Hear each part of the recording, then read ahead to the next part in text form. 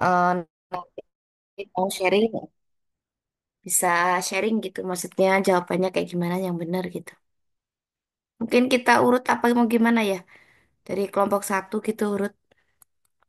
Boleh, Bu. Ya wes silakan kelompok satu kemarin ada pertanyaan apa enggak? Tolong diulang ya pertanyaannya, saya lupa lupa lupa ingat.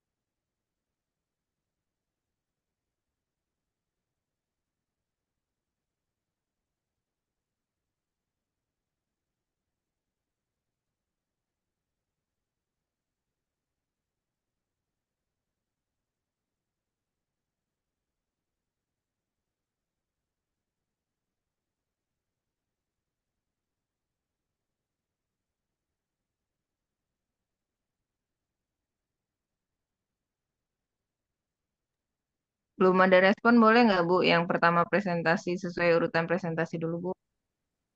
Apa-apa, gitu aja. Dari kelompok satu belum respon ya. Ya, makasih, Bu.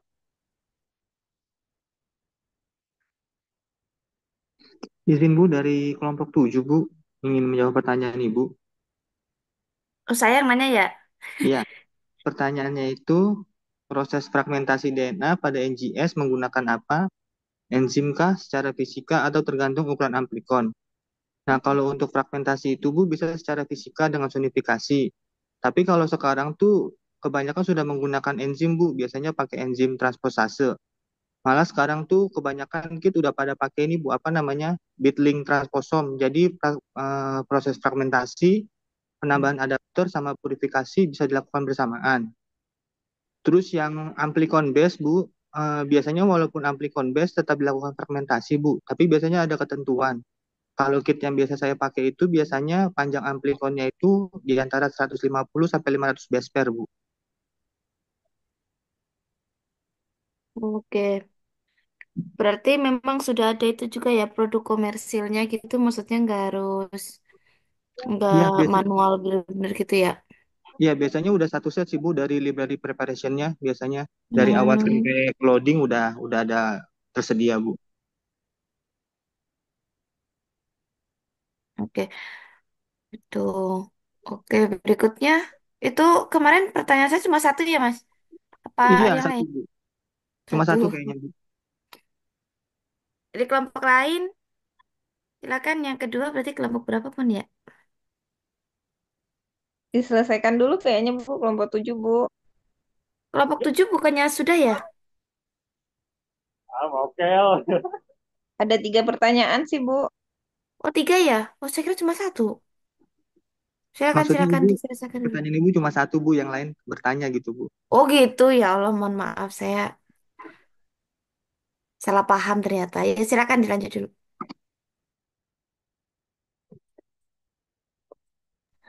Iya, dari kelompok 7 izin jawab pertanyaan Mbak Arita. Kemarin bertanya, em, sebentar, apakah kekurangan dari metode microarray menurut kelompok kalian? Izin jawab menurut kelompok kami, Bu.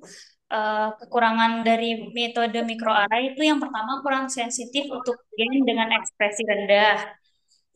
Jika ekspresi gen sangat rendah, sinyalnya bisa sulit dideteksi. Kemudian kurang akurat dibanding qPCR. Data bersifat semi kuantitatif, tidak sepresisi qPCR dalam mengukur ekspresi gen spesifik. Kemudian mahal, biayanya lebih tinggi dibanding qPCR, terutama untuk analisis skala besar. Kemudian memerlukan sampel dalam jumlah yang cukup, dibutuhkan jumlah RNA yang lebih banyak dibandingkan qPCR agar hibridisasi optimal. Kemudian sinyal latar belakang atau background noise-nya bisa terjadi cross hybridization atau sinyal tidak spesifik, yakni mengurangi keakurasian hasil. yang kemudian tidak bisa mendeteksi variasi RNA baru atau novel transkrip. Berbeda dengan RNA sek, mikroarray tidak bisa mendeteksi transkrip baru yang belum diketahui. Jadi kesimpulannya mikroarray baik untuk analisis ekspresi gen dalam jumlah besar, tetapi kurang sensitif dan tidak seakurat qPCR dalam kuantifikasi ekspresi gen spesifik. Izin Bu, mohon klarifikasi. Terima kasih.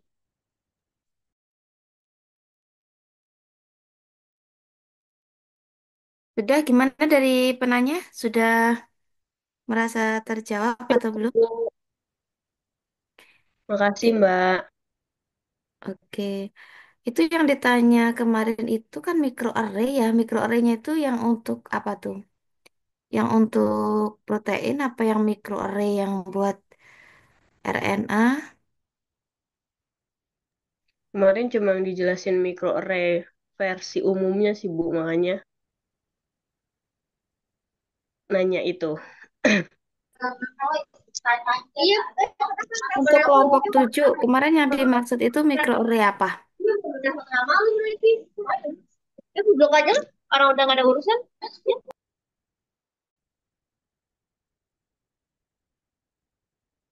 Kemarin yang dimaksud itu microarray apa tuh? Kalau yang saya tahu microarray itu untuk protein, tapi mungkin ada maksud lain gitu. Kira-kira memang microarray untuk protein apa yang lainnya? Untuk RNA, Bu.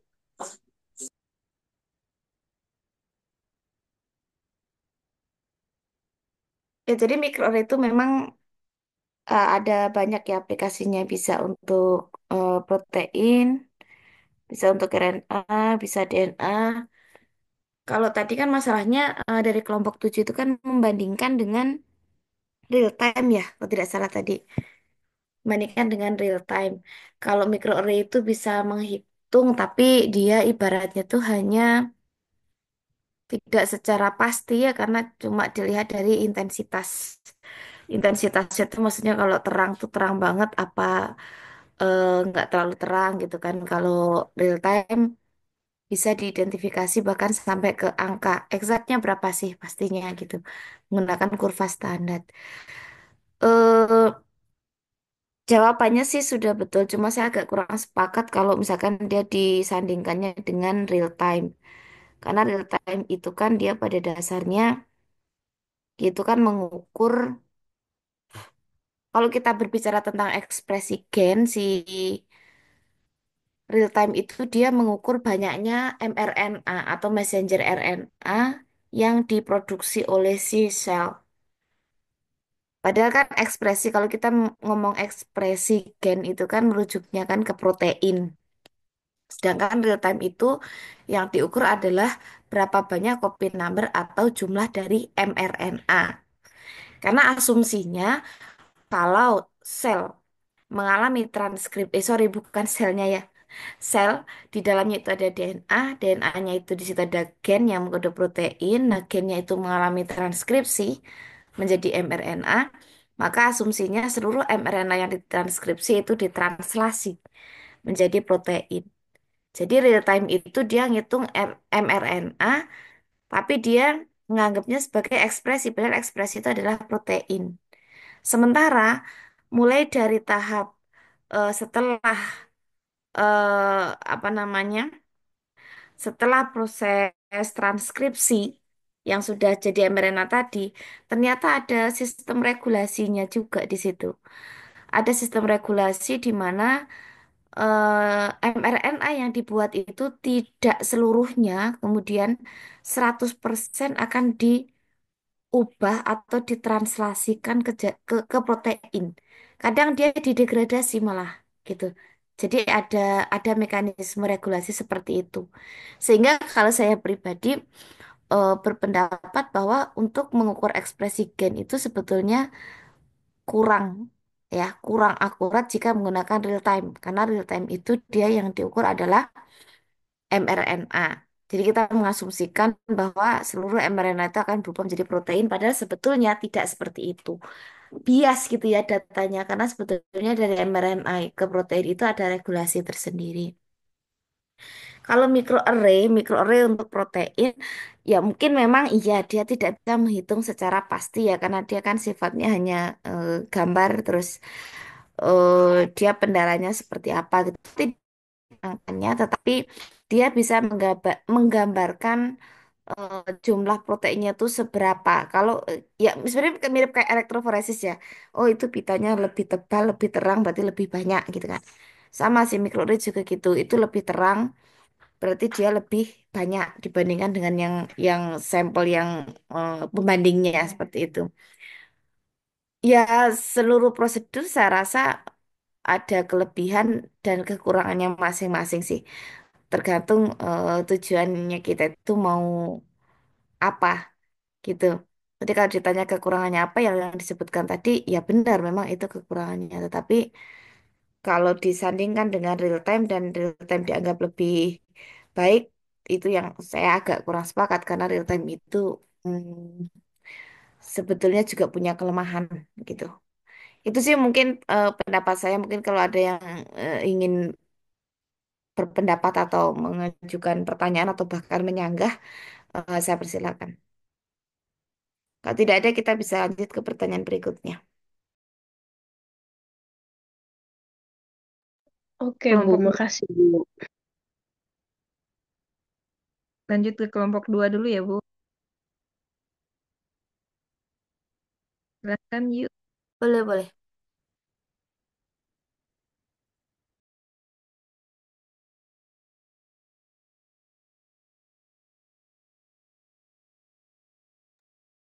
Bentar ya, Bu.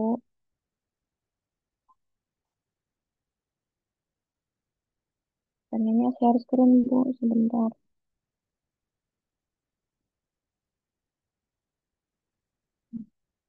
Izin kelihatan nggak ya, teman-teman? Di saya sudah kelihatan. Kelihatan. Oke. Kelihatan. Izin, Bu. Iya, Kemarin, kalau kita kemarin kita dapat 4 pertanyaan, Bu, termasuk Bu Kiki. Yang pertama dari Bu Evin Nurrohmah, yaitu apa perbedaan antara mutasi gen dan kelainan kromosom? Jawaban dari kelompok kita yaitu Bu, mutasi gen adalah perubahan pada urutan DNA dalam satu gen. Kelainan kromosom melibatkan perubahan yang lebih besar pada struktur atau jumlah seluruh kromosom yang mengandung banyak banyak gen. Itu aja sih Bu. Nah, Mungkin ini yang lain. jawabannya oke ya. Jadi mutasi itu perubahan, tapi dalam satu, kalau kromosom itu melibatkan perubahan yang lebih besar, Oh, perubahan yang lebih besar. Tetapi gini, mungkin ada kalimat yang agak kurang pas di sini ya. Mutasi gen adalah perubahan pada urutan DNA. Yang berubah itu urutan DNA apa urutan nukleotida ya? nukleotida Bu. Kalau kalau saya gini memahami gini ya biar biar lebih lebih enak dipahami. Jadi ada kromosom. Kromosom itu kan kalau diurai, ya kan? Kromosom itu kan sebetulnya dia itu kan DNA ya, DNA yang dia itu menggulung menggulung pada suatu protein namanya histon. Tapi itu bukan satu-satunya protein yang menyusun si kromosom. Ada banyak protein lain, cuma protein utamanya adalah protein histon namanya. Nah, jadi DNA itu menggulung-menggulung gitu. Tentu gulungannya teratur ya, kemudian sampai dia terbentuk namanya kromosom. Jadi dari kromosom itu kalau diurai ya sebetulnya dia itu DNA seluruhnya. Tetapi dari DNA itu ya dari DNA itu yang panjangnya sampai 3 miliar basa itu dari DNA itu ada sekuen yang mengkode protein, saya nyebutnya itu gen, dan ada sekuen yang tidak mengkode protein. Kalau tidak mengkode protein, biasanya saya tidak menyebutnya gen. Karena kan sering kan kita nyebutnya apa? Gen apa? Oh, gen HTT pada Huntington disease. Oh, gen HBB gitu pada sickle cell anemia. Oh, gen CFTR pada cystic fibrosis misalnya. Kan kita nyebutnya gen ya. Itu karena dia mengkode protein. Jadi kalau kalimatnya seperti ini kan harusnya mutasi gen adalah perubahan pada urutan nukleotida di dalam gen tersebut. Itu kalau mutasi gen. Kalau kita mau lebih luas membahas, sebetulnya kita tidak tidak apa namanya, tidak fokus kepada perubahan nukleotida pada gen, karena ternyata nukleotida pada non-gen juga bisa berubah. Maksudnya non-gen itu bagian dari DNA yang tidak mengkode protein gitu. Misalnya pada apa? Misalnya pada intron. Itu juga bisa berubah, kan ada ekson, ada intron ya. Intron bisa berubah. Terus pada apa lagi? Pada kemarin juga dibahas oleh kelompok yang presentasi. Ada perubahan pada mikrosatelitnya, misalnya ada apa perubahan pengulangan, nih, contohnya yang di Huntington disease itu ya, yang saya lupa pengulangan apa itu, CAG ya kalau nggak salah. Pengulangan CAG itu yang kalau dia itu diulangnya itu sampai di atas 35 kali, maka dia bisa dipastikan dia mengalami Huntington disease. Jadi perubahan-perubahan susunan nukleotida ya, bukan susunan DNA. Susunan nukleotida itu bisa terjadi pada gen maupun pada yang non-gen. Kemudian, kelainan kromosom melibatkan perubahan yang lebih besar. Ya tentu, kalau kelainan itu adalah kromosomnya, misalnya kayak trisomi 21, berarti ada tambahan satu kromosom pada kromosom nomor 21, maka berarti di situ kan sangat besar sekali impactnya gitu. Ada tambahan satu kromosom loh di kromosom 21. Nah, umumnya eh, terjadinya kelainan yang sifatnya mungkin trisomi atau monosomi itu biasanya itu terjadi karena kegagalan pada saat pembelahan meiosis. Kegagalan pada saat pembelahan meiosis itu kromosom yang harusnya ditarik di kedua kutub yang sama, itu ada kromosom yang tidak tertarik ke salah satu kutub sehingga dia akan lebih banyak di kutub yang lain. Nah, yang lebih banyak itu baik itu dia di sel sperma maupun sel ovum, ketika yang ada yang maksudnya jumlah yang lebih banyak tadi itu sampai ketemu maksudnya terjadi fertilisasi, nah itulah nanti akan berkembang beberapa sindrom baik itu trisomi maupun monosomi. Kita menyebutnya non-disjunction ya, ketidakmampuan dalam melakukan pembelahan meiosis yang normal gitu. Baik, Kemudian makasih. kelainan kromosom membuat berubah lebih banyak struktur jumlah seluruh kromosom yang mengandung banyak gen. Oke, bisa sih dibilang banyak ya. Oke, nggak apa-apa. Itu mungkin masukannya Bu Ayu. Ini Bu Ayu ya. Heeh. Ya, Silakan. Bu, terima kasih penjelasannya, Bu. Baik, teman yang lain boleh melanjutkan.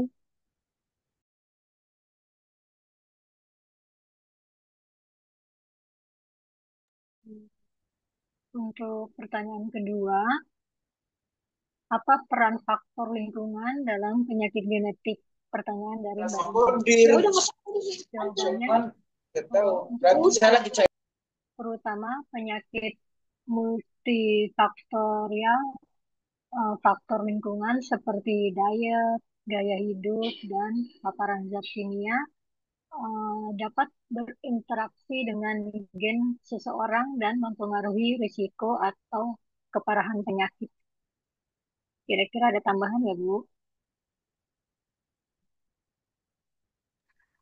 Faktor lingkungan dalam penyakit genetik ya umumnya penyakit genetik itu kalau kita ngomong faktor lingkungan itu biasanya memang kaitannya dengan lingkungan-lingkungan yang memang beresiko yang bisa menyebabkan seseorang itu mengalami mutasi de novo. Kalau udah dibahas ya, mutasi de novo atau mutasi sporadik atau mutasi apa namanya langsung apa gimana namanya ya. Jadi mutasi gennya itu tidak didapat dari warisan orang tuanya, melainkan memang didapat dari lingkungan. Contohnya misalnya seseorang yang sering terpapar oleh radiasi, misalnya radiasi yang mungkin di bagian radiografi itu memang beresiko sekali untuk bisa memicu terjadinya mutasi genetik. Nah, itu mungkin yang kadang menjadi penyebab timbulnya suatu penyakit tertentu diakibatkan karena adanya mutasi sporadik atau mutasi de novo itu. Itu lingkungan, itu contoh contoh lingkungan. Nah, selain lingkungan seperti itu, diet, gaya hidup, nah, yang tadi ya tergolong paparan zat kimia ya, yang tadi radioaktif ya berarti. Diet, gaya hidup itu juga mempengaruhi ya. Diet, contohnya misalnya mengandung eh, makanan yang sifatnya itu karsinogenik, yang bisa memicu terjadinya yang timbulnya ROS atau stres oksidatif bagi sel sehingga menyebabkan sel tersebut menjadi apa namanya keseimbangannya menjadi terganggu, akhirnya proses biokimia dalam hal ini untuk replikasi DNA-nya juga terganggu dan salah gitu ya, salah salah pembacaan atau gimana sehingga bisa menyebabkan mutasi juga, mutasi yang de novo tadi. Kalau bicara tentang mekanisme seperti ini sebetulnya rumit sekali Ibu dan Bapak dan tidak bisa digeneralisir antara orang yang satu dengan orang yang lain karena memang sangat kompleks. Tapi kalau pertanyaannya seperti ini, jawabannya sudah benar. Itu hal-hal yang bisa atau hal-hal yang merupakan faktor lingkungan dan mempengaruhi terjadinya penyakit genetik. Silakan berikutnya. Terima kasih, Bu. Silakan, teman. Lanjutkan.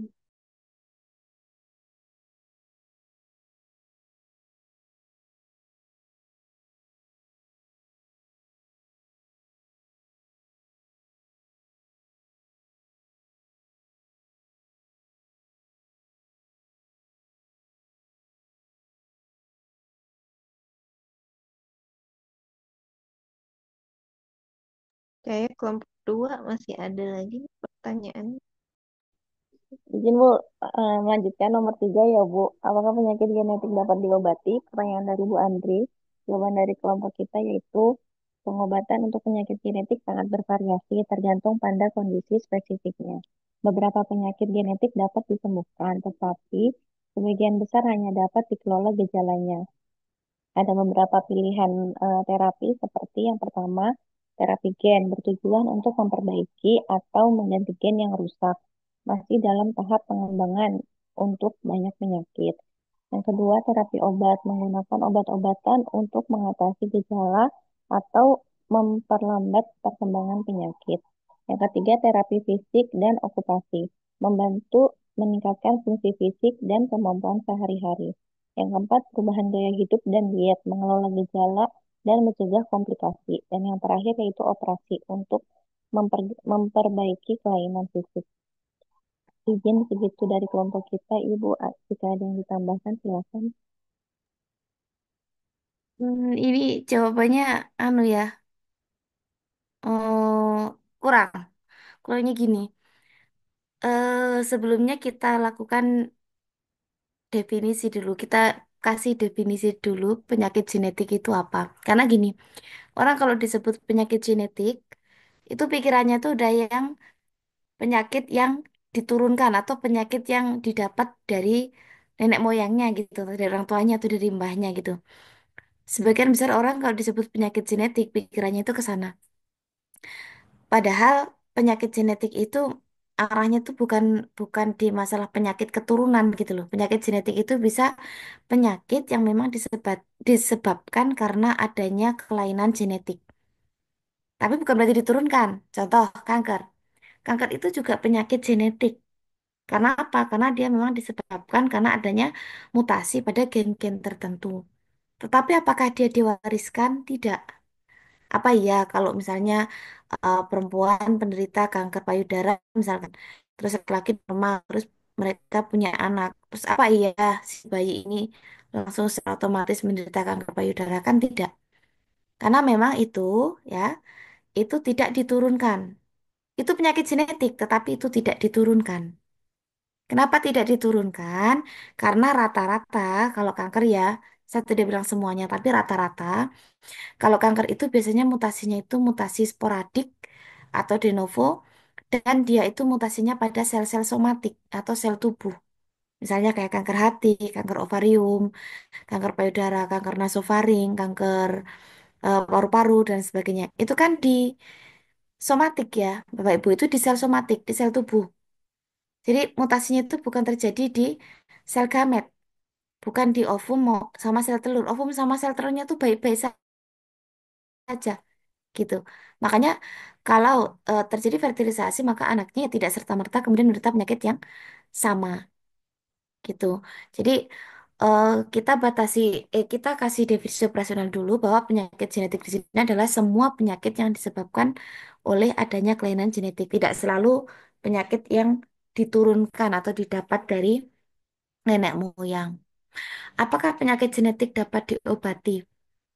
Kalau ditanya seperti ini, mungkin kita bisa merujuk pada beberapa contoh yang kemarin sudah disampaikan oleh teman-teman ya.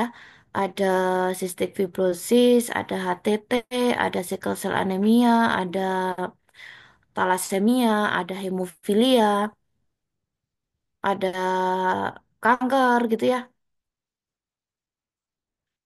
Mungkin kalau ada yang mau memberikan pendapat, saya open sekali ya, silakan. Mungkin ada yang punya pengalaman atau gimana. Tetapi secara teori, ini saya bilang secara teori, karena dia itu melibatkan kerusakan gen, sedangkan gen itu letaknya di dalam inti sel bahkan, dan bahkan tidak bisa terlihat dengan mata telanjang, dengan mikroskop elektron pun dia tidak terlihat. Nah, terus dari mana kok kita bisa menyimpulkan struktur DNA itu seperti itu? Itu tuh dari penemuan Francis Crick, Watson and Crick waktu itu ya, yang tahun 1952 itu. Mereka percobanya pakai difraksi sinar X. Itu pun usulan. Oh ini loh struktur DNA. Sebetulnya nggak pernah ada yang tahu benar-benar kalau struktur DNA itu seperti itu. Tetapi secara keilmuan mereka, dari penelitian mereka, mereka mengajukan suatu hipotesis atau suatu model, ini loh DNA. Dan sampai sekarang itu belum terbantahkan gitu. Jadi nggak pernah ada yang bisa melihat DNA itu seperti apa. Even kita mau melakukan atau memotong DNA dengan enzim restriksi, kita pasti hanya belajar tentang, oh enzim restriksinya ini, motongnya di sini, oh ini palindromik begini, maka dia pasti bisa dipotong itu. Tapi sampai saat ini memang tidak tertolak tuh struktur DNA yang seperti itu. Kenapa? Berarti masih benar tuh yang memang akan, memang seperti itu mungkin ya struktur DNA itu. Tapi belum pernah ada yang melihat secara kasat mata kalau DNA itu memang double helix terus muter-muter kayak spiral gitu, belum pernah ada. Jadi karena kelainannya di situ, maka kalau penyakit genetik yang dimaksud adalah penyakit karena kelainan genetik, entah apapun itu ya, baik diwariskan ataupun tidak, sejauh ini belum pernah ada yang kemudian bisa disembuhkan secara total. Secara teori banyak sekali pendekatan-pendekatan yang mau dilakukan seperti terapi gen, mungkin teknologi CRISPR-Cas9 yang digunakan untuk memotong editing genom itu banyak sekali ya dikenalkan dengan itu, tetapi dalam prakteknya belum kemudian dipraktekkan terus 100%. Kenapa? Karena itu sulit loh gitu. Itu sulit sekali. Terapi gen contohnya. Terapi gen ini dia kan memasukkan ya Bapak Ibu, menyisipkan gen ke dalam sel hidup dari manusia itu supaya dia memproduksi protein yang diinginkan. Tetapi kan kalau memasukkan duit ke tas kan gampang ya. Tapi kalau memasukkan gen tuh gimana? Nah, ini harus ada vektornya. Vektornya itu biasanya dari virus. Kenapa? Karena virus itu punya kemampuan untuk memasukkan materi genetik ke dalam sel. Itu emang kemampuan alamiah si virus itu gitu. Virus itu memang punya kemampuan seperti itu, maka dia sering dijadikan sebagai vektor atau apa namanya? Pembawa lah ibaratnya. Tetapi kemudian banyak ada kendala juga gitu. Gimana nih kalau masukinnya pakai si virusnya kan berarti kan diinjeksikan. Bagaimana kalau virusnya jadi aktif malah jadi bikin penyakit? Bagaimana kalau ini? Bagaimana kalau itu gitu. Jadi belum jadi suatu treatment yang memang sudah settle gitu ya. Kemudian sejauh ini contohnya kanker gitu yang masih bisa disembuhkan itu biasanya kanker kalau pada anak kecil ya. Anak masih kecil gitu dia bisa disembuhkan. Kalau caranya seperti apa, tentu saya tidak tahu karena eh, saya bilang seperti ini karena memang pengalaman dari dokter SPPA waktu itu, yang bukan SPPA ya, SPA, yang menceritakan bahwa kalau kanker pada usia kecil, masih anak kecil itu kalau di luar negeri kesembuhannya hampir 90% bilangnya seperti itu. Gitu. Kalau di Indonesia belum sampai segitu, katanya seperti itu. Maka saya berani bilang yang bisa disembuhkan sejauh ini baru kanker pada anak kecil, utamanya kanker darah sih. Itu pengalaman saya Ibu dan Bapak. Mungkin kalau ada yang mau mau apa namanya ngasih input lain sesuai dengan pengalamannya, saya open sekali. Silakan kita diskusi.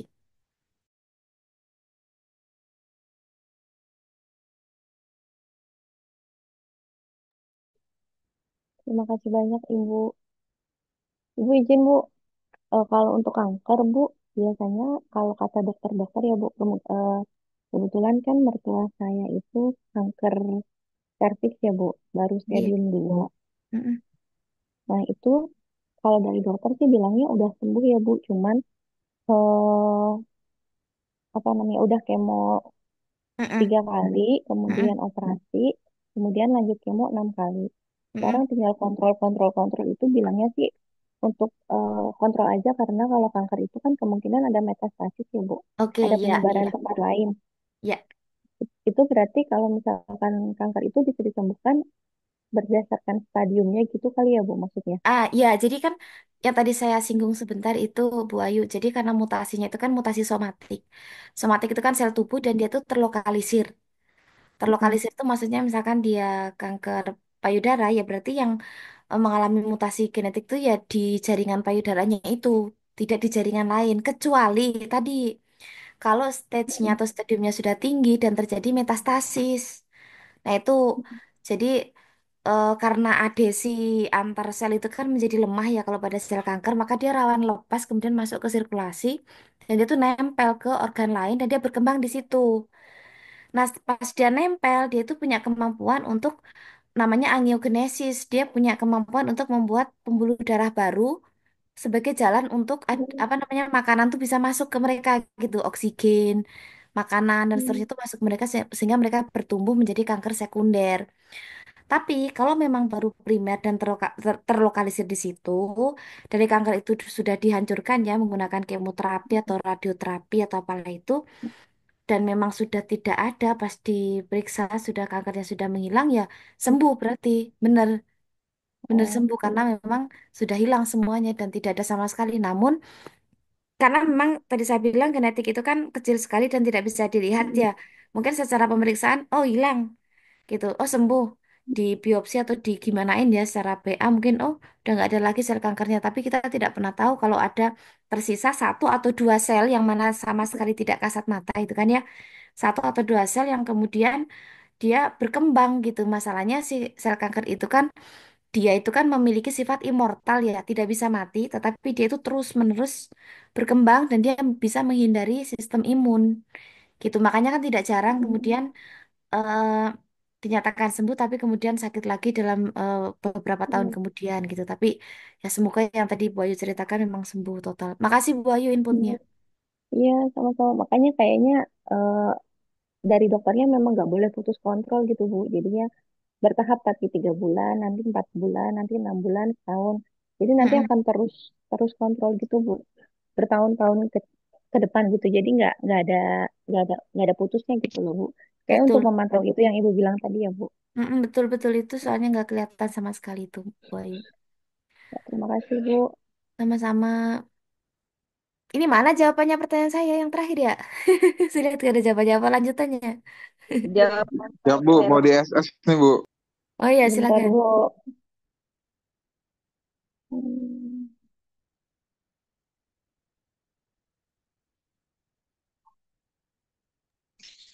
Gini Bu, pertanyaan Ibu dari kelompok 2 mengenai perbedaan sequencing Maxam Gilbert dengan sequencing Sanger Bu.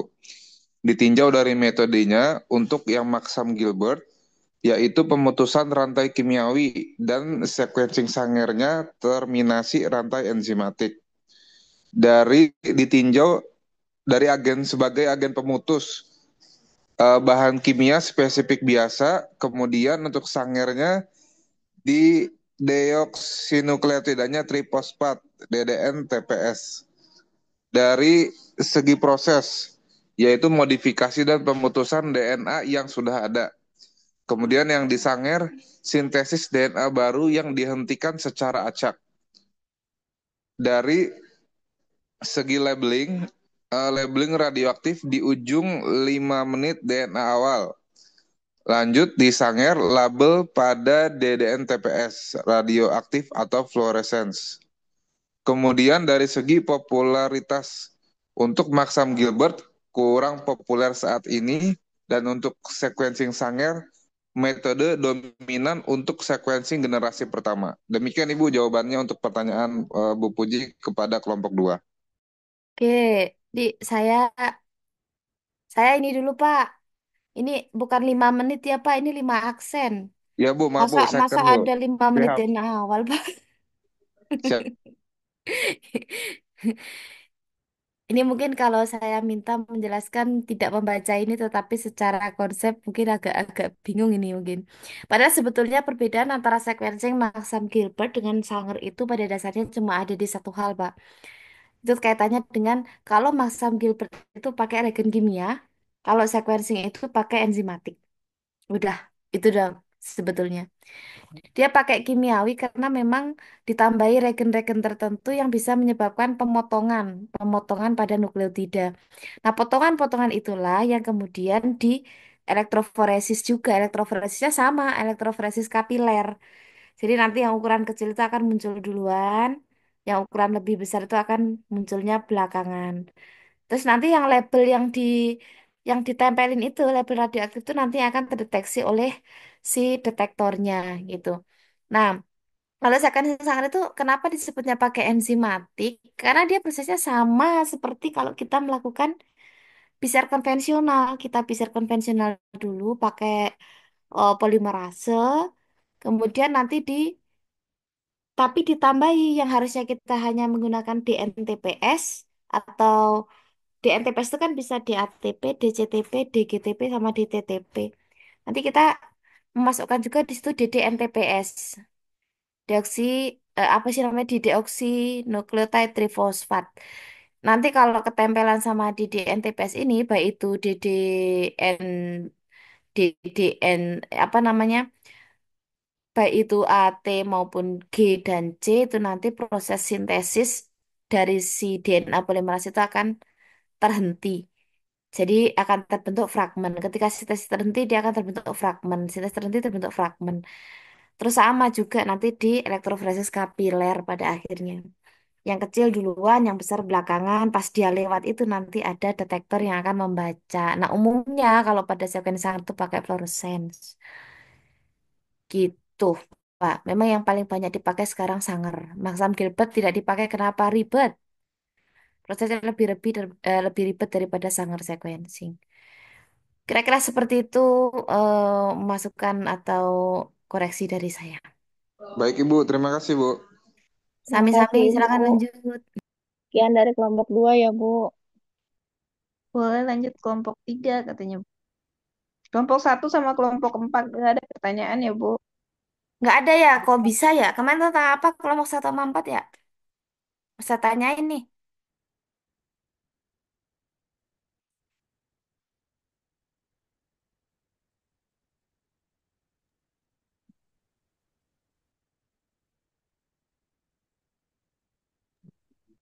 Tes, tes. Jadi mau siapa dulu nih? Nanti yang kelompok 1 sama 4 nanti aja kita mau Boleh. diskusi Kelompok bersama 3 kelompok Ibu 1 sama 4. izin. Oke, silakan. Bu Ya, Ibu. Dewanti. Hmm. Ya, Ibu izin menjawab pertanyaan kemarin jadi nomor 1. Pertanyaannya, apa yang dimaksud dengan trisomi dalam kelainan kromosom? Jawab ya, Bu. Untuk trisomi Kan adalah silakan. kelainan Kromosom ini adalah kelainan genetik di mana terdapat satu kromosom ekstra dalam satu pasangan kromosom tertentu. Sehingga jumlah total kromosom menjadi 47 bukan 46. Biasanya pada manusia normal 46. Trisomi ini terjadi karena kesalahan dalam pembelahan sel selama meiosis yang menyebabkan satu sel menerima salinan ekstra dari suatu kromosom.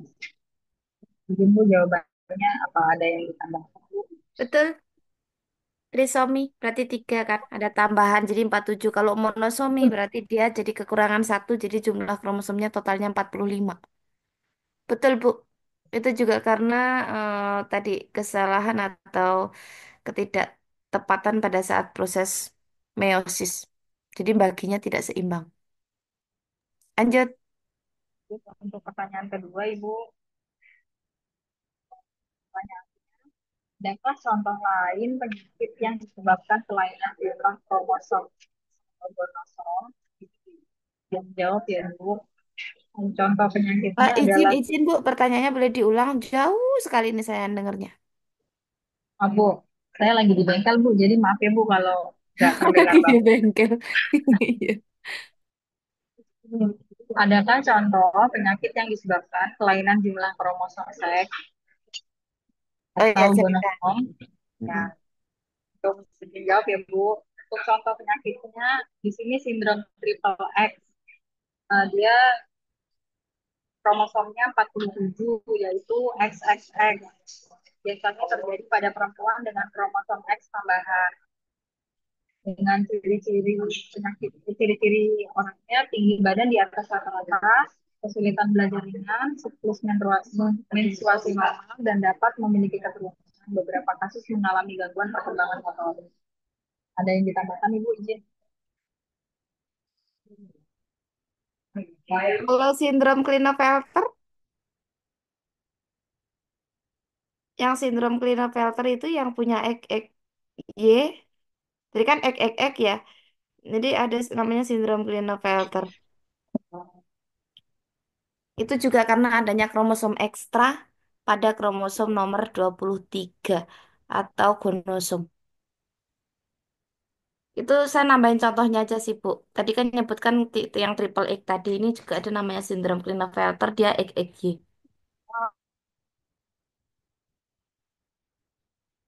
Lanjut, Bu, lanjut. Yang ketiga ya Bu, dengan Mbak Dewi.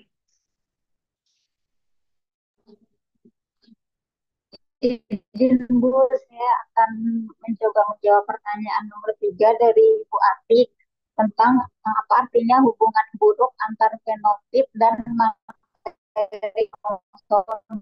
Saya coba menjawab buruk antar fenotip dan materi kromosom itu Bu artinya Dewi, izin saya kesesuaian nggak bisa dengar, Bu. genetik. Suaranya nggak bisa dengar saya, Bu.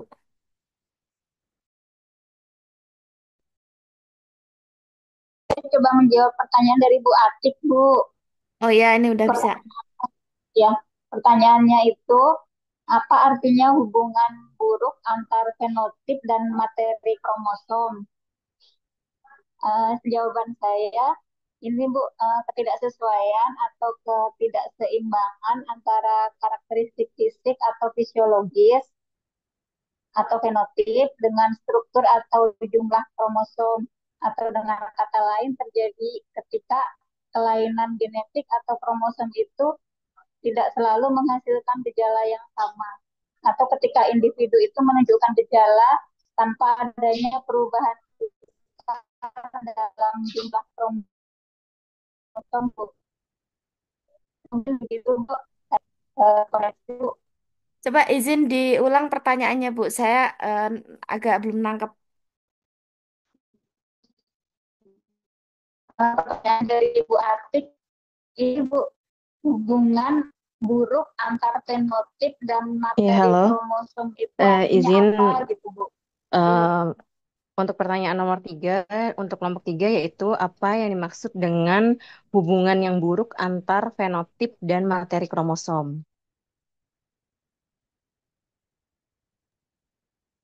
Pertanyaannya dari Bu Ah, Atik, yaitu jawabannya adalah hubungan yang buruk hmm? antara fenotip dan materi kromosom mengacu pada ketidaksesuaian atau ketidakseimbangan antara karakteristik fisik atau fisiologis individu dengan struktur atau jumlah kromosom yang dimilikinya.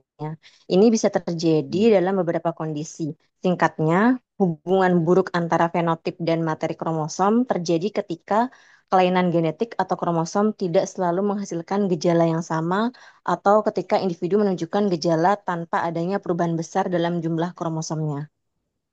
Izin Ibu mohon masukan. Saya tidak paham.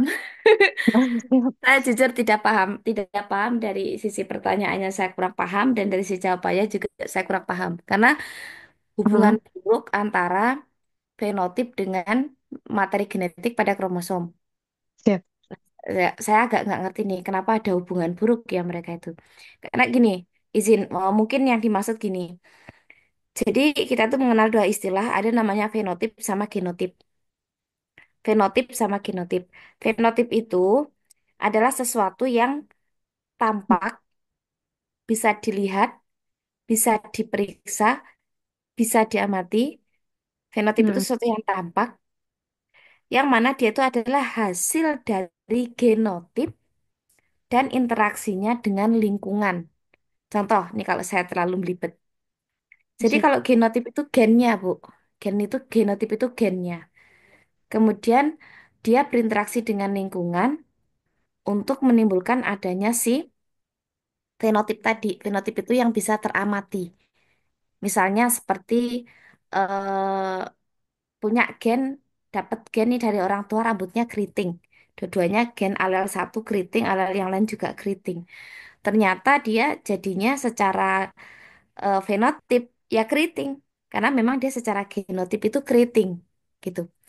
Tetapi karena dia berinteraksi dengan lingkungan, di mana lingkungannya mungkin teman-temannya rambutnya pada di rebonding, Bu. Dilurusin semuanya tuh. Dia nggak pede dong. Akhirnya yang harusnya rambutnya keriting tadi, dia ikutan ngeribonding lah, jadi lurus lah rambutnya dia. Nah sekarang kan yang kelihatan atau fenotipnya kan yang lurus. Makanya kita kenal istilah begini. Jadi fenotip itu adalah hasil dari genotip yang telah berinteraksi dengan lingkungan. Gitu, makanya nah, kelihatannya secara fenotip kan tadi rambutnya yang lurus. Kenapa? Secara genotip dia memang keriting. Tetapi secara lingkungan dia kan terpengaruh sama teman-temannya tadi dan seterusnya, maka menyebabkan dia menjadi apa? Menjadi rambutnya ikutan di rebonding jadi lurus gitu. Contoh lain misalnya, ini ada seorang anak misalnya, dia sebenarnya terlahir sehat-sehat saja gitu, sehat walafiat, tidak ada resiko menderita penyakit apapun gitu. Tetapi dia bergaul dengan lingkungan, misalnya lingkungannya itu perokok berat, ya kan? Dia perokok berat. Kemudian si anak ini ngikut-ngikutan jadi perokok berat gitu. Nah, karena aktivitas dia yang merokok tadi pada akhirnya bisa mempengaruhi terhadap kondisi gen anak itu misalnya menjadi termutasi gen tertentu sehingga menyebabkan dia menjadi mengalami kanker paru-paru. Nah, kanker paru-paru itu adalah fenotip.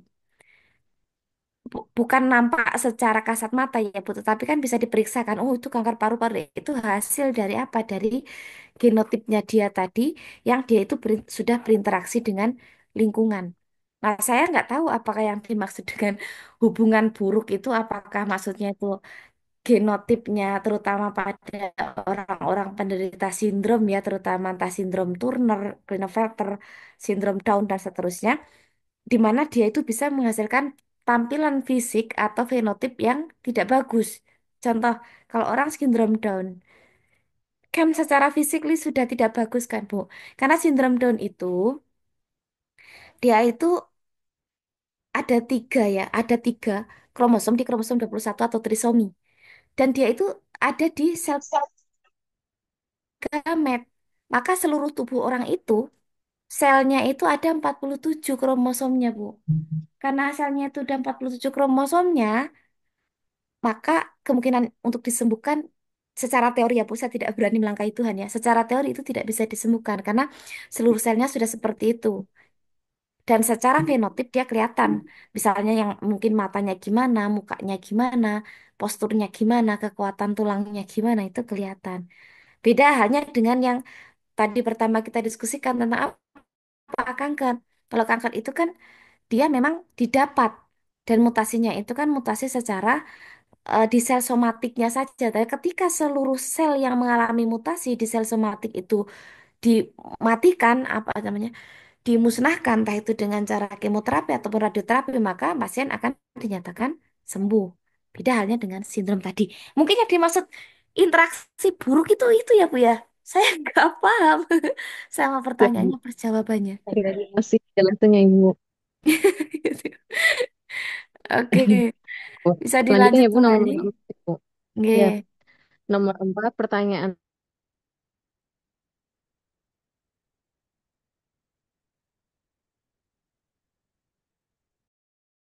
Udah ada suaranya. Baik, Bu. Untuk pertanyaan Ibu ya, Bu. Oh iya, saya nanya ya. Saya lupa bahkan Ya, nanya. Ibu nanya. Sebentar, Bu. Pertanyaan.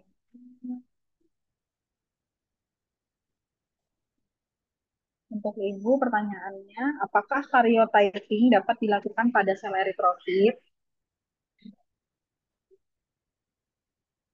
Jawabannya, Jawabannya? izin Bu, sebentar. Sebentar, Bu. Uh, izin jawab ya, Bu. Ya, Karya tapping tidak dapat dilakukan pada sel eritrosit belakang karena sel ini tidak memiliki inti sel, Bu. Biasanya karya tapping ini teknik analisis kromosom yang membutuhkan DNA yang terkandung dalam inti sel, sehingga umumnya dilakukan pada sel yang masih memiliki inti. Izin koreksi Bu kalau saya salah. bener lah. Masa salah? Kalau salah nanti saya diprotes sama dosen Hemang. Siap, Bener. benar, Bu. Alhamdulillah. Ya, silakan lanjut lagi.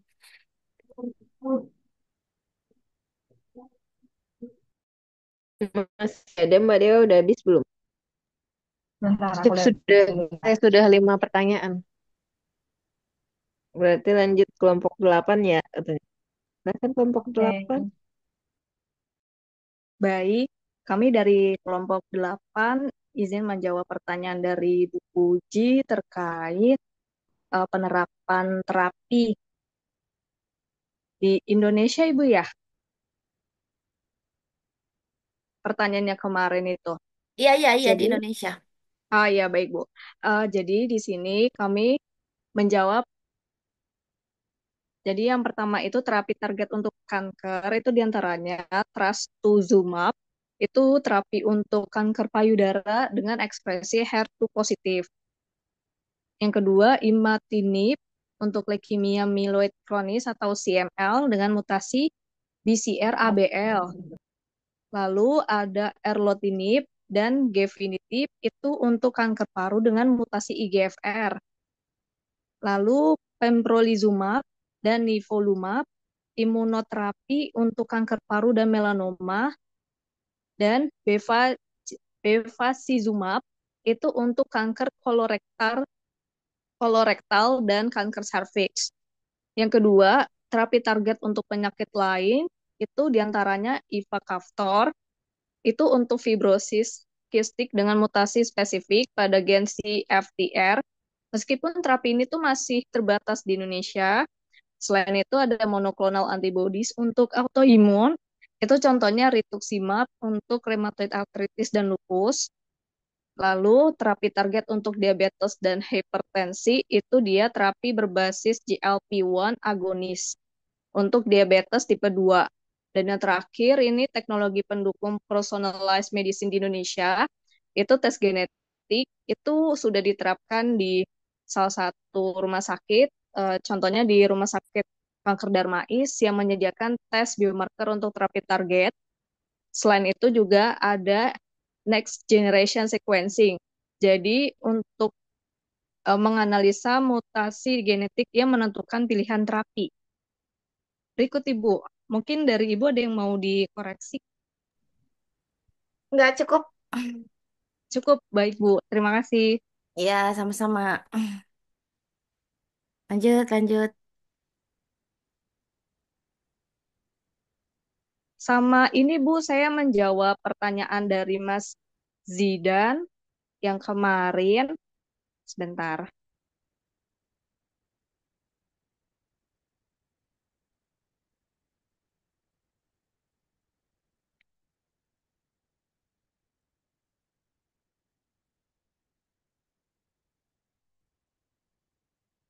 Yang terkait pengertian diagnosis prenatal dalam konteks diagnostik molekuler. Jadi, diagnostik prenatal dalam konteks diagnostik molekuler adalah penggunaan teknik biologi molekuler untuk mendeteksi kelainan genetik atau kromosom pada janin sebelum lahir. Ini cakupannya seperti sindrom kayak Down syndrome, terus atau penyakit genetik lainnya yang dapat diwariskan. Begitu. Begitu Kak Zidan pertanyaannya, jawabannya. Oke, baik, Mbak. Berarti contohnya kayak mendeteksi sindrom tersebut ya, Mbak ya? Iya, betul. Ya betul, Mas. Seperti itu. Mungkin dari Bu Puji ada yang mau ditambahin? Nggak, udah cukup. Oh, baik, Ibu. Terima kasih. Terima Udah habis, kasih, Mbak. Mbak. Ya, terima kasih, Mas Zidan. Ibu izin menjawab di kelompok 8 kemarin pertanyaan dari Mbak Dewanti. Pertanyaannya apa itu yang dimaksud dengan tes cfDNA dan bagaimana peranannya dalam diagnosis prenatal? Izin menjawab, Bu. Untuk tes cfDNA atau circulating free DNA, yaitu metode non-invasif yang digunakan untuk mendeteksi materi genetik janin yang ada di dalam darah ibu. Tes ini dapat mengidentifikasi kelainan kromosom seperti Down syndrome atau trisomi 21, trisomi 18, dan trisomi 13 tanpa memerlukan prosedur invasif seperti amniocentesis atau CVS. Izin Ibu, mungkin ada yang perlu dikoreksi atau ditambahkan, Bu Puji. Terima Tadi kasih. apa Bu? CFDNA ya?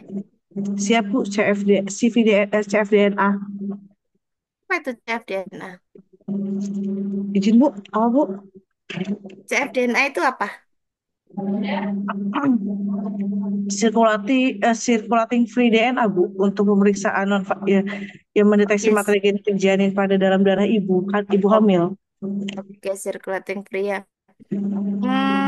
Ada yang pernah melakukan itu kah? Di sini saya nggak nanya ke langsung spesifik ke Bumi. Ya, mungkin ada dari teman-teman di sini yang pernah tes NIPT. Ada? Waktu itu ada skripsi tentang NIPT dari saya lupa namanya mahasiswa nama siapa saya lupa. Oh Ega. Kok Ega? Ada Ika Bu. apa Ega sih? Oh Asela Ika namanya. Ada yang pernah ngerjain NIPT kah? Oh nggak Ada ada Bu. ya?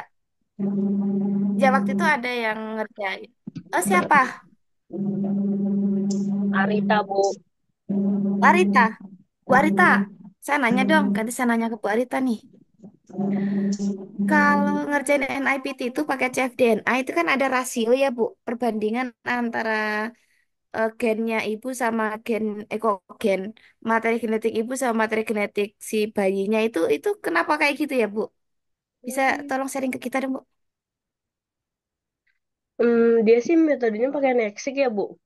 Jadi langsung pakai yang aplikasi bioinfonya itu loh Bu. Mm-mm. Nah, dia langsung udah keluar rasionya. Paling nanti kita lihatnya nilai FF persennya. Itu Masih masuk fetal atau enggak. fraction kan? Mm. Heeh. Tapi ibu nggak tahu itu Dia udah alasannya otomatis kenapa sih? dibacain di alat, Bu. Di saya mah nanya prinsipnya jangan otomatis di alat. Saya pengen pengen tahu itu kenapa ya kok kok yang dilihat itu kok persentase kayak fetal fraction gitu kenapa gitu kok jadi dibandingkan antara punya ibu sama punya bayi gitu loh. Dari mana kok bisa ketahuan oh ini resiko ada kelainan gitu. Itu yang saya penasaran yang belum pernah real saya tuh ngeliat gitu loh hasil itu. Sama ini sih, Bu. Nanti dia ada dot titiknya kan. Pakai grafik. Heeh, heeh. Nah, itu Bu canggihnya bioinfo sekarang. Sebenarnya Dia Bu langsung baca kalau seluruhnya terus. ya kalau menurut saya Habis itu itu ada sekarang tuh yang kesimpulan di canggih itu nggak grafiknya. cuma bioinfo. Bahkan alat-alat tuh sekarang udah canggih sekali. Saya ingat waktu kelompok 7 kemarin paparan. Itu kan ngomonginnya apa coba nanostring, microarray, ini. Itu kan teknologi emang udah luar biasa sekali memang. Jadi kayak mau ngedeteksi apapun sebetulnya sih bisa gitu. Cuma affordable apa enggak kan itu yang jadi pertanyaan sekarang. Itu sih. Ya wes besok Iya lah kalau benar sih, ketemu Bu. saya mau diskusi sama Bu Arita. Bu Arita itu Bu Arita kemarin Sempro dosen pengujinya saya ya Bu. Bu Bukan Devi ya? Indri, Bu. Bu Devi Aduh, kenapa Indri, nggak Bu ada aku, saya Bu. ya? Saya mau nanya Bu Arita padahal. Sudah, Pengujinya. besok lah. Kita tunggu komposisinya. Jangan-jangan satunya saya. Jangan-jangan. Iya, Bu. Siap, Bu. Jangan sulit-sulit ya, Bu. Mohon dibantu, Bu. Jangan sulit-sulit. Gak ada yang sulit. Bu, skripsi mah gampang. Udah, dah, yuk lanjut yuk. Bisa aja kalau ketemu Bu Arita ngobrol deh. Kayak gimana bentukannya. Silakan dilanjut. Ya, Bu. Lanjut kelompok 5 ya, Bu.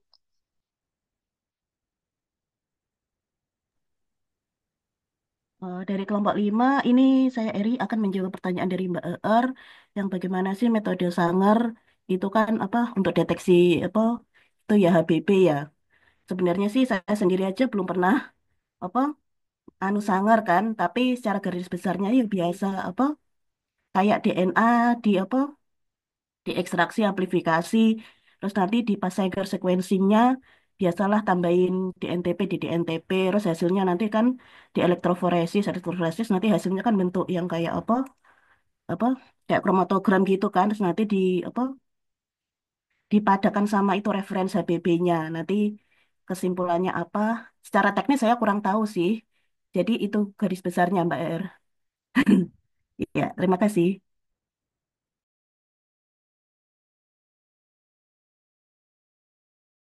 Gimana Mbak Er? Udah cukup? Garis besarnya itu sangat kan cuma ekstraksi amplifikasi sequencing tambahin reagen yang di sangernya itu habis itu hasilnya nanti di elektro nanti kan hasilnya kayak berupa kromatogram itu kan terus nanti cocokin sama referensi HBB-nya itu secara garis besarnya tapi kalau secara teknisnya protokolnya saya sendiri belum dapat protokolnya jadi saya nggak tahu nggak ada bayang. Makasih.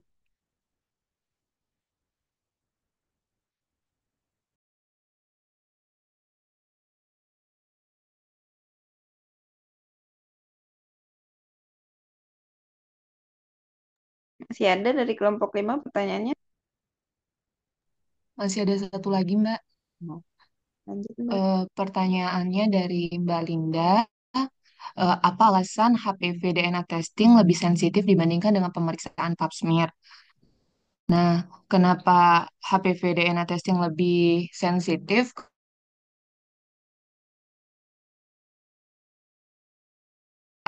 Pap smear itu mendeteksi adanya perubahan sel akibat infeksi HPV seperti itu. Dari Bu Puji mungkin ada tambahan.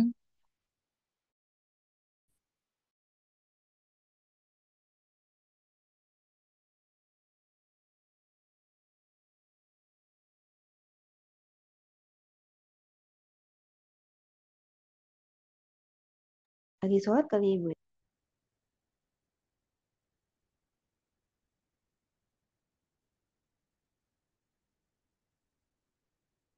Lanjut dulu kali Mbak. Udah cuma dua pertanyaan untuk kelompok 5. Berarti kelompok selanjutnya aja. Aduh, saya kelempar, mohon maaf. Oh Baru bisa ada. masuk lagi. Bu Eri tadi maaf, saya nanya pertanyaannya tadi apa ya, Bu? Itu metode sangar untuk deteksi HBB. Oh, sangar HBB. Jadi kan secara garis besarnya kan cuma ekstraksi amplifikasi, terus pakai Mm-mm. sequencing sangar, terus habis itu di Mm-mm. elektro apa kromatogram habis itu langsung di itu referensi HBB. Tapi kalau Elektro. teknis kan nanti kan hasilnya berupa Maksudnya, kayak maksudnya di elektroforesis fragmen, Bu, yang di alat itu kan, bukan iya, elektroforesis uh, harus kan? enggak fragmen itu kan nanti kan udah diurutin kan, urutin nanti kan kayak dibaca pakai apa software apa apa nanti kan muncul yang kurva-kurva itu loh. Nah itu kan nanti referensi itu. Iya, muncul itu apa namanya elektroferogram. Iya, elektrogramnya itu. Nah, itu Kalau secara garis kromatogram besarnya. nanti hasil kromatografi dong, Bu. Oh iya deh. Enggak, ya itu tahap-tahap umumnya. Jadi kalau mau Iya. sequencing itu kan intinya sequencing Sanger ya konteksnya. Itu Iya. kan intinya memang ya wes ekstraksi, kemudian diamplifikasi jelas. Kemudian nanti setelah diamplifikasi ya di apa namanya? Biasa sih di elektroforesis sel agarus dulu buat konfirmasi berhasil enggaknya gitu. Oh. Terus habis itu kan dilanjut ya pakai di DNTPS tentu saja gitu. Ya sudah, terus di Hmm. elektroforesis kapiler. Itu versi kapira. Mm-mm. Terus habis itu Hasilnya dibaca udah. keluar terus dibaca biasanya menggunakan software. Gitu. Sip. Ya, Lanjut, tinggal. Bu. Tadi Mbak Endah juga udah jawab Bu. Yang Apa tuh? Saya nggak denger lagi. Ya, eh, untuk pertanyaannya Bu dari Mbak Linda, mengapa pemeriksaan HPV DNA lebih sensitif dibandingkan dengan pemeriksaan pap smear. Untuk alasannya, karena pada HPV DNA testing itu mendeteksi adanya DNA virus HPV. Sedangkan kalau pada pemeriksaan pap smear itu mendeteksi adanya perubahan sel akibat infeksi HPV. Seperti itu, Ibu. Mohon koreksi, Bu, kalau ada tambahan juga. Saya justru mau nanya nih. Memangnya kalau pap Iya, Bu. smear itu yang dilihat apanya ya? Saya nggak pernah melakukan pap smear tuh. Apanya yang dilihat ya? Sel sitologi, Bu, dibikin dari Oh, cairan pap smear itu, terus dibikin preparat sitologi, terus diwarnain pakai oh, eh, Papa Nicolo kalau nggak salah, Bu. Saya Papanicolo. lupa juga.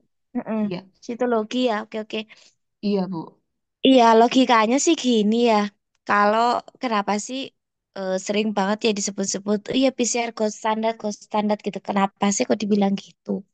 Karena kan prinsipnya kan memang PCR itu kan penggandaan ya, penggandaan target. Artinya kalaupun di situ misalnya cuma ada satu targetnya, cuma ada satu targetnya, dia akan digandakan sekian banyak kali sehingga bisa terdeteksi. Sebetulnya kalau pap smear itu tujuannya adalah untuk melihat tampilan secara sitologi tadi yang menggunakan Papa Nicolo tadi, berarti tampilan selnya.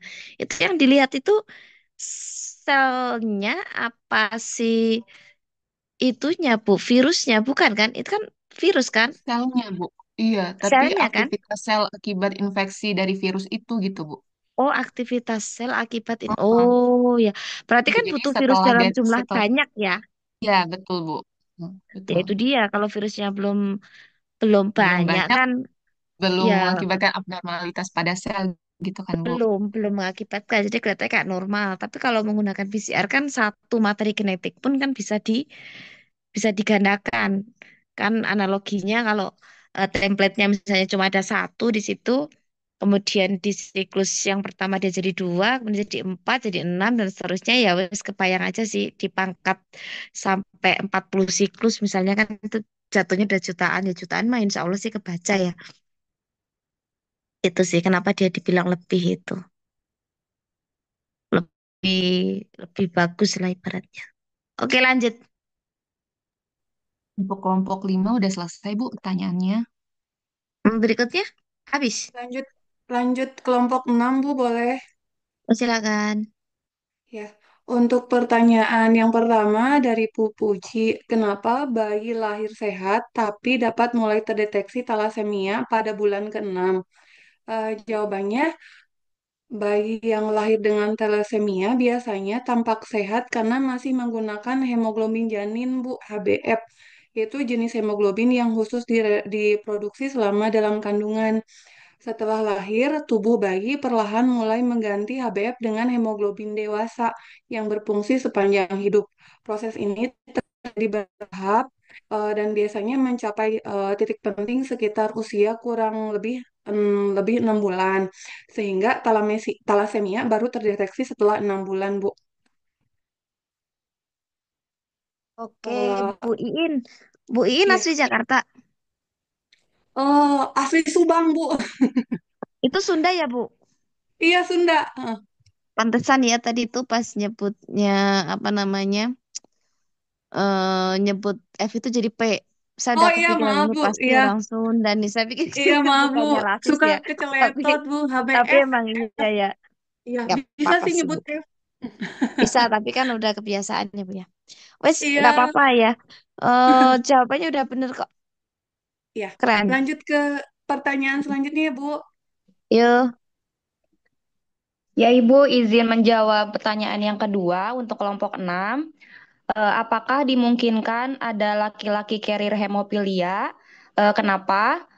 Jawaban dari kelompok 6 adalah tidak dimungkinkan karena hemofilia disebabkan oleh kelainan pada kromosom X. Laki-laki memiliki kromosom XY, sedangkan perempuan memiliki kromosom XX, sehingga dampaknya akan berbeda. Untuk perempuan dengan kromosom XX bisa menjadi carrier, karena jika satu kromosom X yang bermutasi, X lainnya masih normal dan dapat menutupi mutasi. Sedangkan Untuk laki-laki dengan kromosom XY tidak bisa menjadi carrier, Bu, karena jika kromosom X-nya bermutasi, tidak ada cadangan kromosom X lainnya. Begitu, Ibu, mohon koreksinya, Bu. Oke, bener ya. Saya sebenarnya mau mengkritisi terkait sama PPT kemarin. Soalnya disebutkan gini, hemofilia lebih sering terjadi pada laki-laki. Bukan lebih sering, selalu. Kenapa selalu terjadi pada, bukan, maksudnya bukan berarti dia tidak terjadi di perempuan, bukan. Karena kalimat lebih sering terjadi di laki-laki itu berarti kan dalam pikiran saya ya sebagai pendengar maupun pembaca kalau ada tulisan seperti itu, terus saya mikir gini, oh berarti ada hemofilia di laki-laki itu ada yang carrier. Jadi dari laki-laki itu ada yang sehat, ada yang carrier, ada yang hemofilia gitu. Padahal sebetulnya kan laki-laki itu nggak pernah ada yang carrier. Cuma ada dua kemungkinan dia kalau nggak sehat pasti hemofili gitu. Maka kalau disebutkan hemofilia paling banyak terjadi pada laki-laki, mm, bukan paling banyak pada laki-laki, tapi laki-laki selalu kalau kena hemofilia itu dia pasti sebagai penderita. Sementara perempuan ada dua kemungkinan dia bisa jadi carrier maupun jadi penderita. Gitu sih kenapa muncul pertanyaan ini. Ini asalnya dari PPT kemarin yang kalimatnya agak ambigu. Baik, Oke, Ibu. Nah, lanjut. Bu.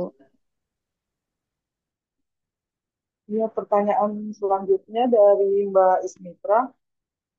Untuk kelainan genetik pada darah apa, di mana trombosit darah ditemukan selalu di atas 1 juta, trombositnya tinggi gitu, dan biasanya tanpa gejala, dan apa pemeriksaan yang mendukung diagnosis kelainan tersebut. Untuk trombosit darah yang tinggi, biasanya selalu di atas 1 juta, itu kemungkinan besar eh, trombosito trombositemia esensial, yaitu kelainan sumsum tulang yang menyebabkan produksi trombosit berlebihan.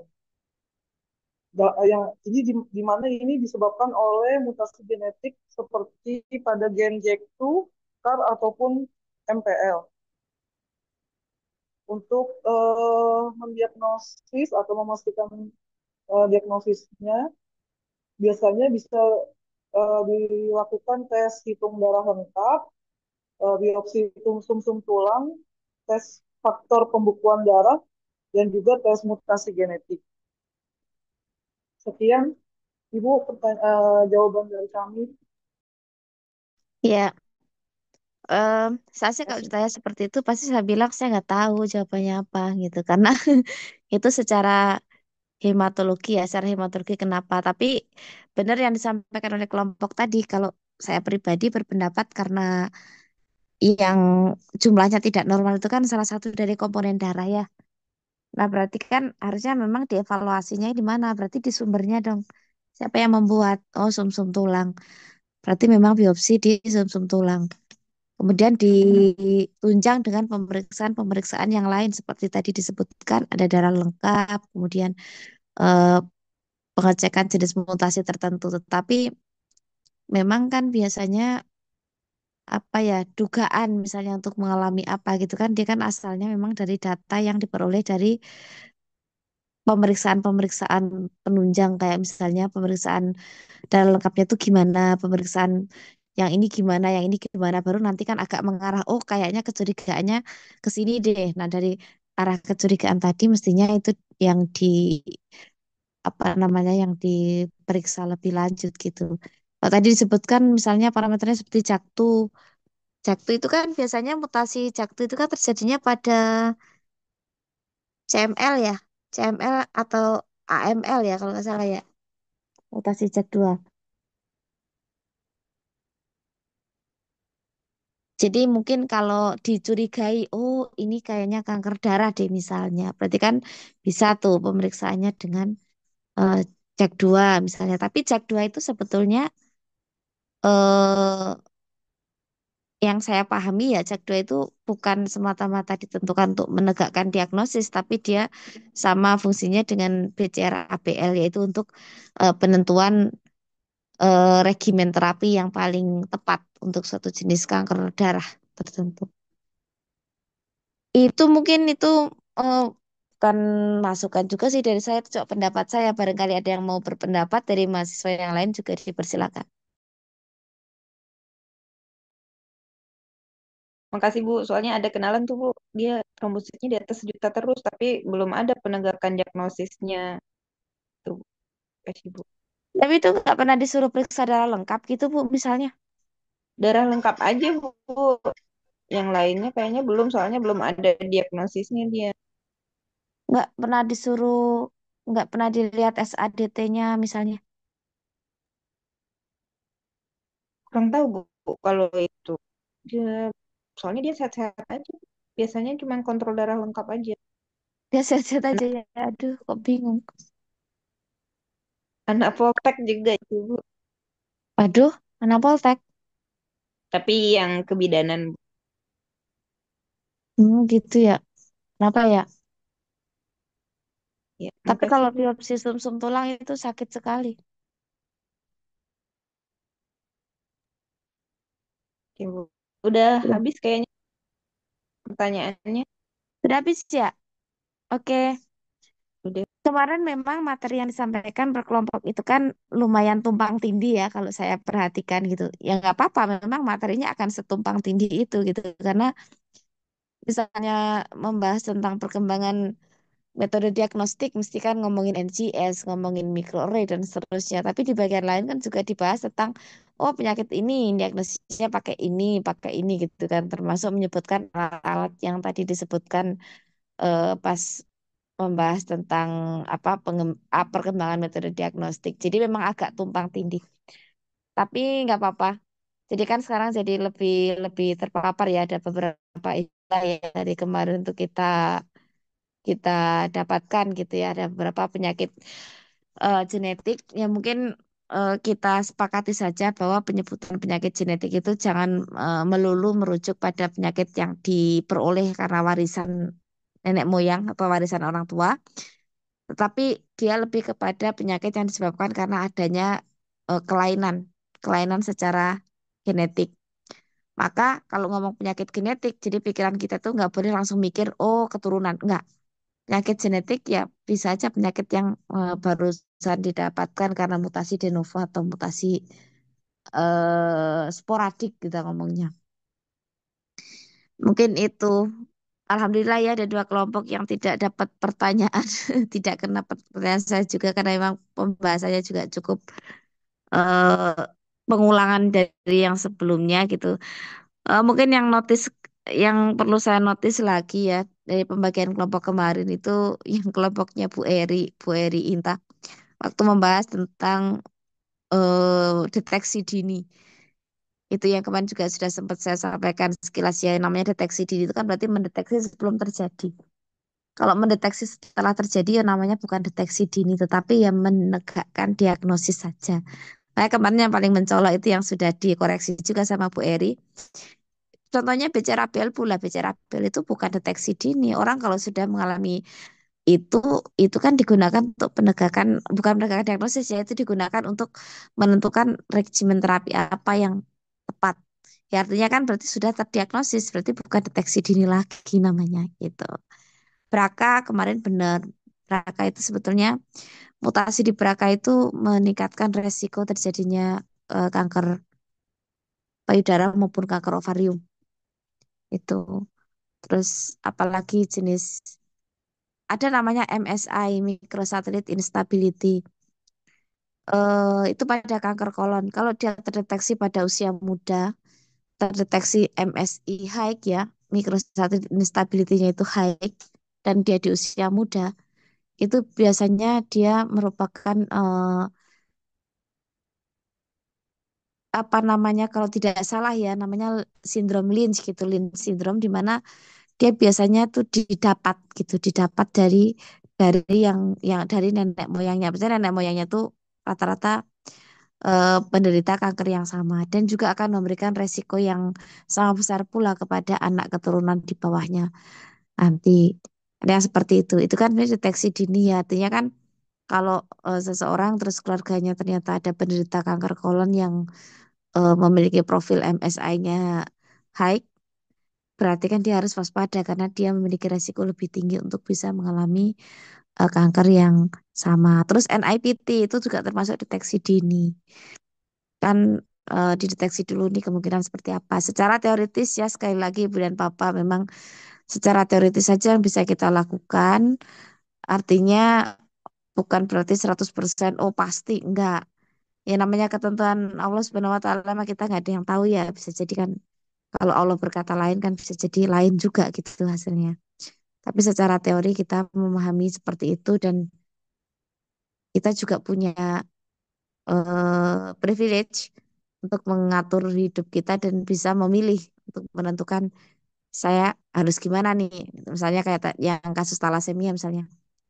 Kalau kitanya ada carrier talasemia, ketika ketemu dengan seseorang yang juga carrier dan akan menikah, ya sebaiknya dipikirkan dulu gitu. Karena carrier ketemu carrier nanti pasti ada salah satu yang mengalami talasemia mayor.